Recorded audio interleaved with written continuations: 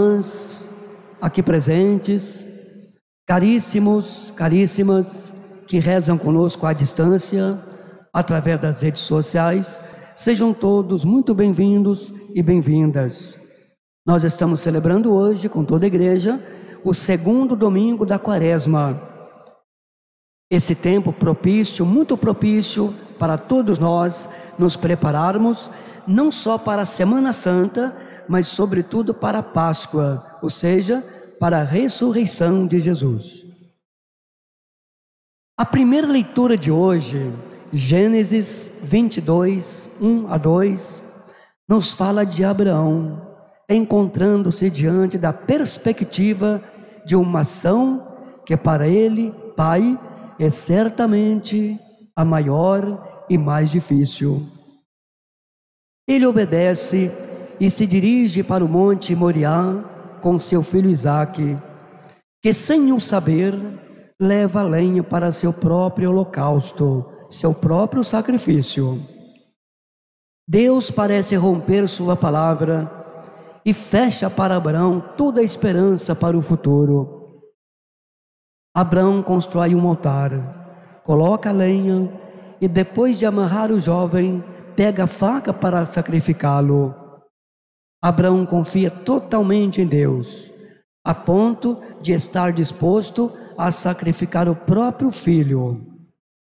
E com o filho, o futuro, porque sem o filho, a promessa da terra prometida não se realizaria. É realmente um gesto de fé extremamente radical.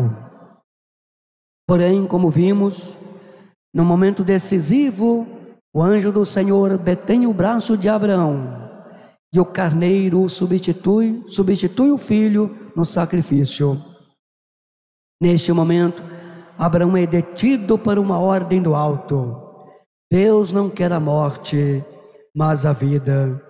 O verdadeiro sacrifício não proporciona a morte, mas é a vida e a obediência de Abraão que se tornam fonte de uma grande bênção e se concretizará ao longo dos anos seguintes.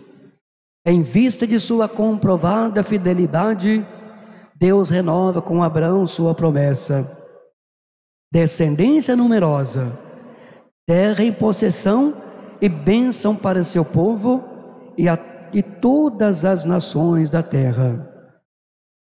Neste dia, segundo domingo da Quaresma, celebramos a transfiguração do Senhor e nosso Salvador Jesus Cristo.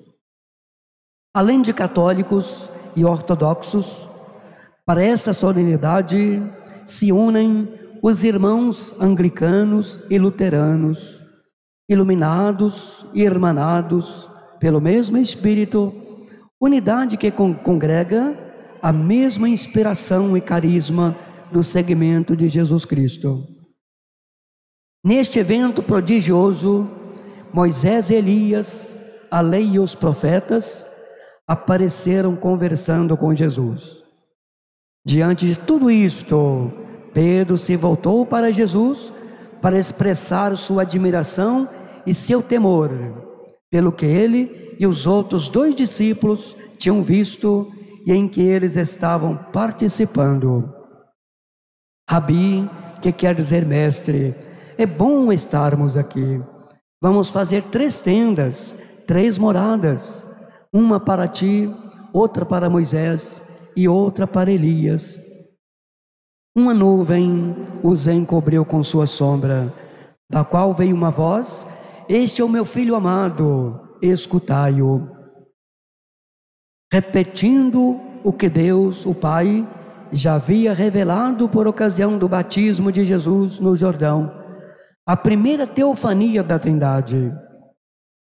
Filho amado é um dos mais importantes títulos cristológicos, inspirados por Isaías 42:1, onde o termo amor significa o servo de Javé, enquanto o convite ouvir lembra Deuteronômio 18:25, onde Moisés anuncia a vinda do profeta do fim dos tempos, a qual o povo deve ouvir. Essa voz e à sombra da nuvem, lançaram os discípulos em grande medo, de modo a prostrá-los ao chão. Mas quando os discípulos olharam em volta, não viram mais ninguém, senão só Jesus. Esta presença é o único essencial, é a coisa mais importante a ser encontrada no final de uma grande experiência. Ao descerem da montanha, Jesus ordenou que não contasse a ninguém sobre a experiência vivida, exceto depois que o Filho do Homem ressuscitasse dos mortos, o que eles não compreenderam. Neste contexto de explicação, ele lembra que 6 dias é o intervalo de tempo entre a confissão de Pedro, que na cidade de Cesareia de Filipe proclamou Jesus como o Filho de Deus, e o anúncio de Jesus como o Filho amado de Deus, que aconteceu no Monte da Transfiguração. Por esta razão, Deus revela no Monte da Glória do seu Filho, como ele faz nas margens do Jordão, no início do ministério público de Jesus. Esta é uma característica do modo de agir de Deus, que se aproxima do ser humano e se reúne no monte para elevar a coragem que em breve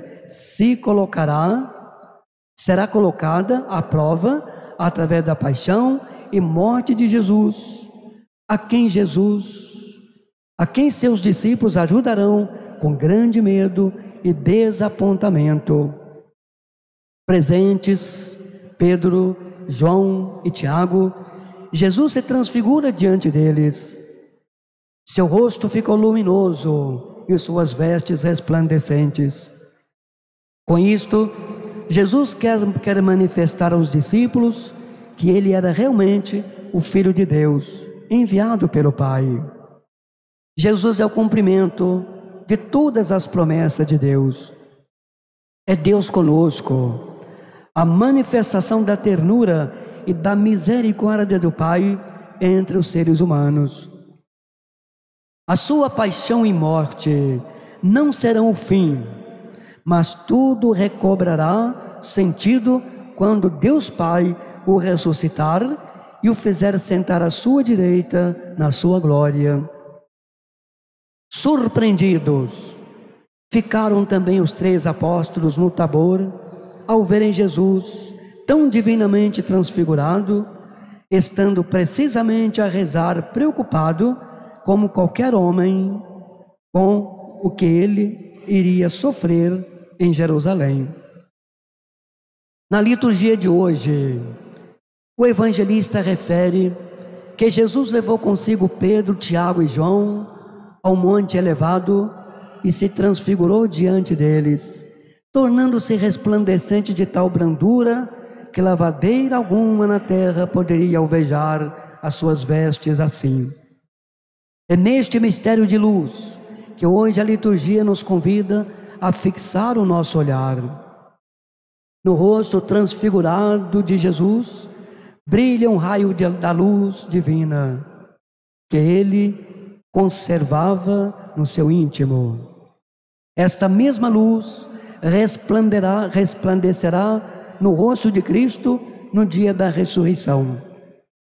Neste sentido, a transfiguração manifesta-se como uma antecipação daquilo que nós nos revestiremos quando tudo se consumar em todos. Aí sim celebraremos o mistério pascal, a Páscoa definitiva. A transfiguração convida-nos a abrir os olhos do coração para o mistério da luz de Deus, presente em toda a história da salvação. Já no início da criação, o Todo-Poderoso diz: faça-se a luz. Gênesis 1:3. Quando Deus aparece, o seu esplendor é como a luz. Das suas mãos saem raios. Como se afirma nos Salmos, a luz é o manto com que Deus se reveste. No livro da sabedoria, O simbolismo da luz é utilizado para descrever a própria essência de Deus. A sabedoria é fusão da glória de Deus. É um reflexo da luz eterna, superior a todas as luzes criadas. Sabedoria 7, 26, 29 seguintes. No Novo Testamento, é Cristo quem constitui a plena manifestação da luz de Deus. A sua ressurreição aboliu para sempre o poder das trevas. Marcos, no Evangelho de hoje, há pouco proclamado, recorrendo a elementos simbólicos do Antigo Testamento, faz uma catequese sobre Jesus, o Filho amado de Deus, que vai concretizar o seu projeto libertador em favor de todos os seres humanos através do dom da vida. Prezados irmãos e irmãs, a transfiguração é, portanto, uma teofania, uma manifestação tanto da vida divina de Cristo como da Trindade. Nesse sentido, o episódio da vida de Jesus é considerado como o batismo de Jesus no Jordão. A voz do Pai declara Jesus como seu Filho amado. O Filho está brilhando de luz, símbolo de sua descida divina.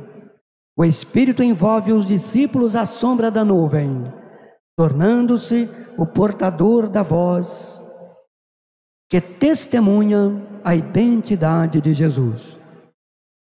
Jesus transfigurado já é o que o cristão é chamado a se tornar através de seu batismo e, por consequência, sua vocação e missão no mundo. Louvado seja nosso Senhor Jesus Cristo. Para sempre seja louvado.